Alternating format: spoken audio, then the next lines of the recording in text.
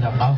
กษัตริย์กติวาได้มาอยู่รวมสกัดจะได้วงการของวงดนตรีอินซีเมืองลาวผู้นำทีมงานก็คือบ้านหน่อยบันดีโซ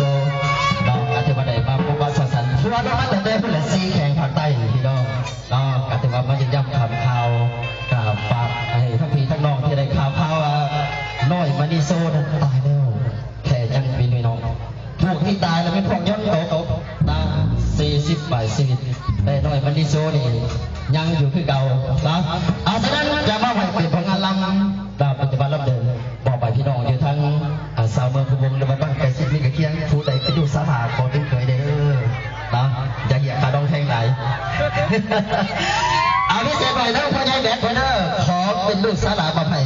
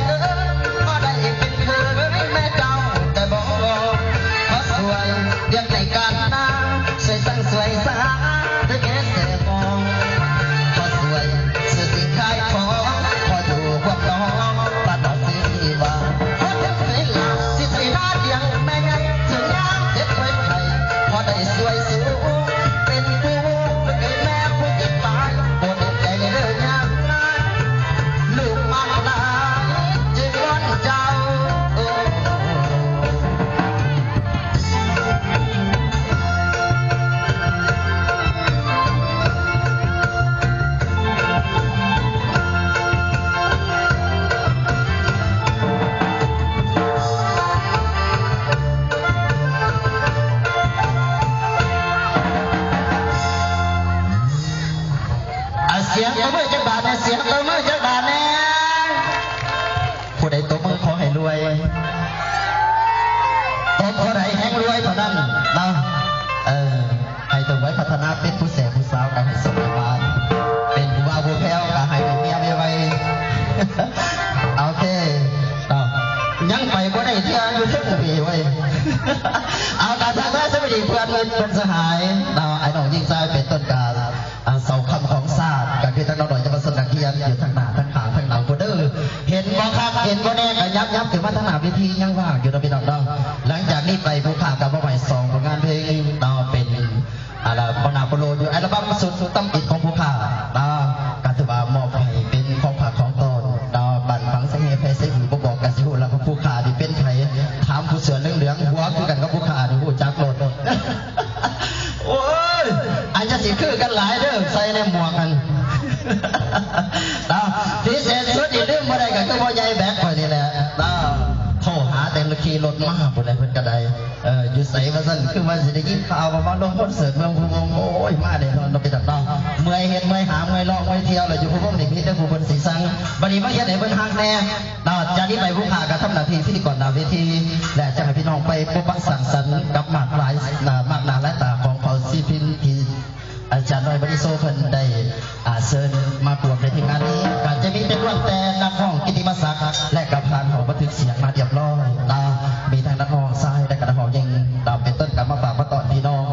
สาวเมืองพวงต่อวนรวมการคือสาวแก่กัตตะปือของหมอรับเองนะฉะนั้นก่อนจะได้พบกับผู้นำทีมงานอินซีเมืองลาวบ่าวน้อยบริโซแก้วศรีจะให้พี่น้องได้พบปะสังสรรค์กับน้องคนนี้กำลังไต่เต้าขึ้นมาอยากจะเป็นนักห้องและก็เขาของบันทึกเสียงไปทีเรียบร้อยจะบ้างจำได้อีกบ่ดุนส่งท้ายปี2013ตอนรับ2014จะพี่บ้างจำได้ในแต่พี่น้องได้เบิ่งได้ส่งกันเป็นพี่น้องทั้งเศร้าแผงสารบัญเพิ่นดีมุกดีใจที่ได้มาเยี่ยมถามข่าวพี่น้องของเราอยู่ทางแท้อัตตปืนสารบัญนี้เพิ่นมีจะกี่ผลงานหรือกี่บทเพลงจะมาฝากมาต่อพี่น้องขอเสียงปรบมือ